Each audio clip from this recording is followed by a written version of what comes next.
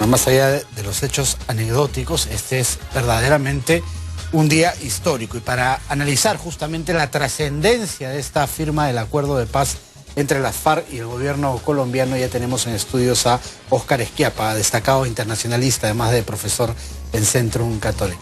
¿Cómo está? ¿Qué tal, Óscar? Juan Carlos, buenos días.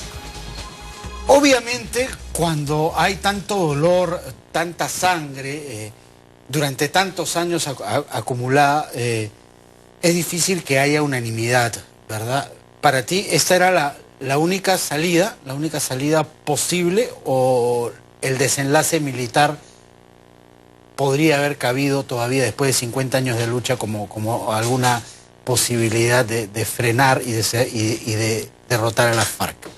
El desenlace militar ya había quedado descartado. 50 y tantos años de lucha armada habían demostrado que en el contexto específico de Colombia esa no era una opción para acabar con la violencia.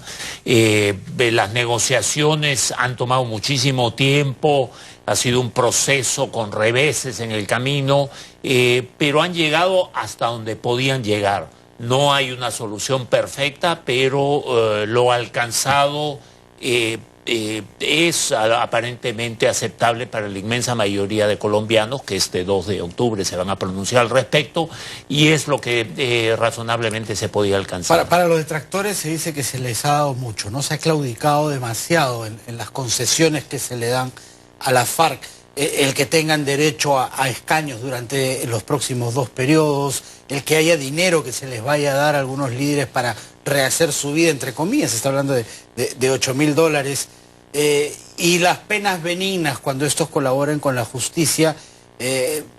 Sienta esto sobre un banco de impunidad que podría ser un boomerang, ¿no es cierto?, que después regrese en vez de sanar heridas. Es un proceso que ha requerido y requiere una inmensa dosis de realismo, y esto implica que lo ideal termina siendo enemigo de lo posible. Ciertamente, para quienes hemos luchado y luchamos por los derechos humanos, hay algún sinsabor respecto a lo acordado. Hubiéramos querido sanciones mucho más severas para los dirigentes guerrilleros y en general para todos aquellos que han estado comprometidos en grave violación de derechos humanos, que las ha habido en demasía. En el tema justamente de las penas, se hace una salvedad muy grande entre aquellos que colaboren y digan toda la verdad. Tengo entendido que son 4 o 5 años de pena privativa de libertad. En algunos casos no será efectiva, pero si se descubre que están mintiendo, o no se han arrepentido, o por lo bajo, como se dice, siguen metidos en la lucha, las penas van de 20 a 25 años de prisión. O sea, hay ahí una diferencia que se ha puesto, una frontera que se ha delimitado bastante bien. Así es, en efecto. Yo creo que parte muy importante del enfoque en las negociaciones tiene que ser el de la perspectiva de las víctimas. Las víctimas no van a recuperar a sus seres queridos, pero por lo menos quieren saber qué pasó, quieren conocer la verdad de los hechos, y en ese empeño eventualmente se sacrifica un tanto la severidad de las penas que podrían haber sido aplicadas. Y que curiosamente van a ser en redención, trabajando con las víctimas para recuperar el daño hecho. Así es, en efecto.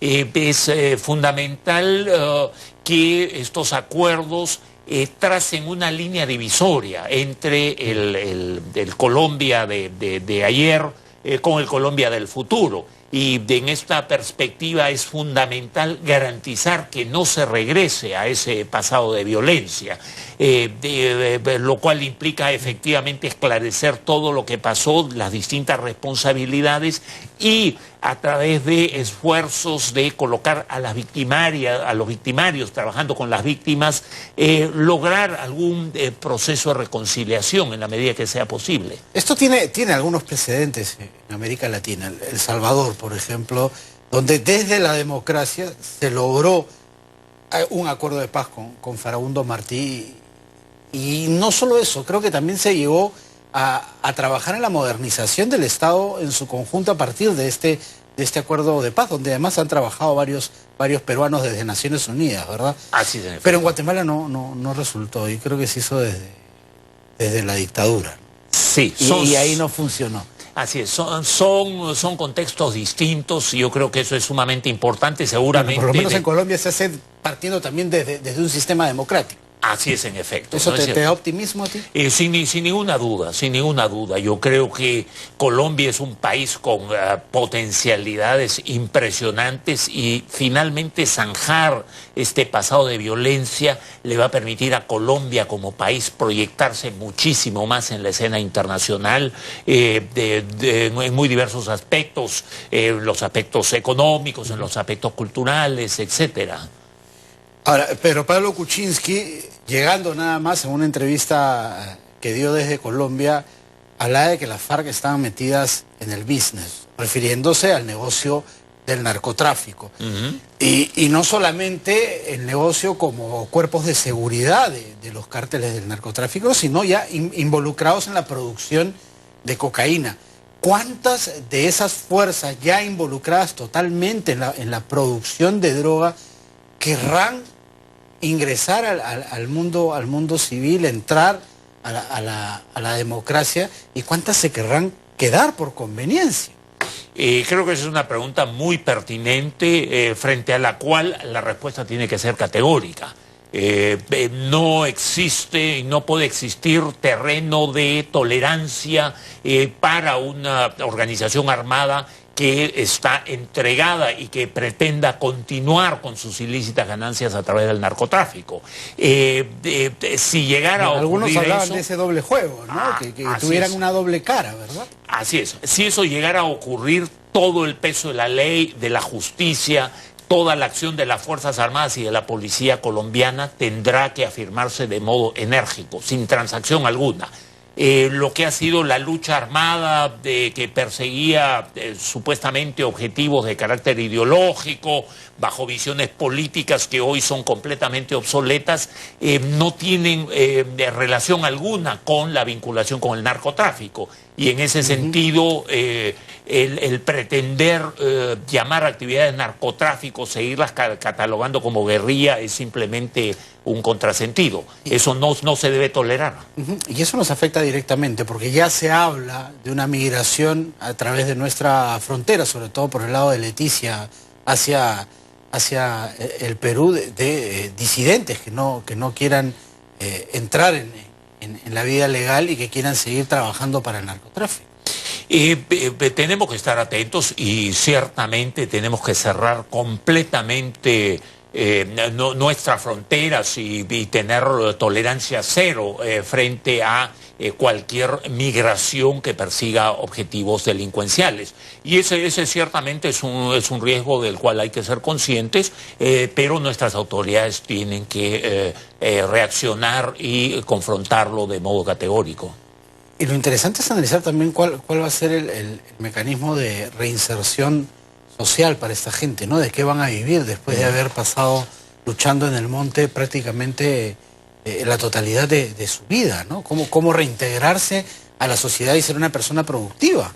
Absolutamente, esa es una pregunta crítica, porque eso es justamente lo que va a garantizar que no se involucren en actividades delictivas o no regresen a la acción armada guerrillera.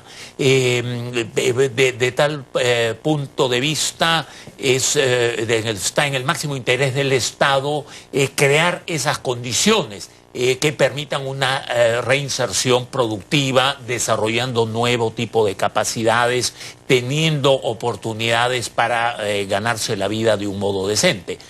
Algunos podrían decir eso significa que el Estado está premiando a estos guerrilleros, pero la respuesta no creo que sea esa. Yo creo que es parte de ese realismo que es requerido justamente para que el futuro no signifique una repetición del pasado. Claro, porque ya Colombia ha pasado por esto, ¿no? El M-19 lo hizo en algún momento y la paz no llegó a Colombia totalmente.